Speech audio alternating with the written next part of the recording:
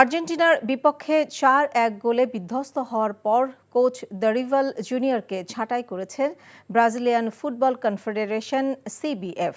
বিবৃতিতে খবরটি নিশ্চিত করেছে সংস্থাটি।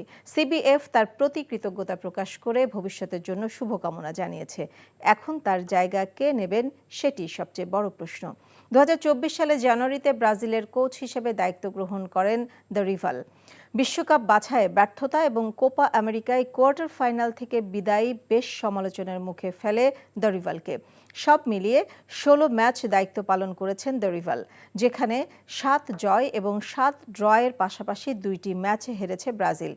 এদিকে ব্রাজিলের সম্ভাব্য কোচ হিসেবে শোনা যাচ্ছে রিয়াল মাদ্রিদের ইতালিয়ান কোচ কার্লো আনচেলত্তির নাম। পাশাপাশি বিকল্প হিসেবে আছেন পর্তুগিজ কোচ হোর্হে জেসুস আর ব্রাজিলের হয়ে খেলা ডিফেন্ডার ফিলিপে লুইস। এই ঈদে জামা জুতো অ্যাক্সেসরিজের ডিসকাউন্ট।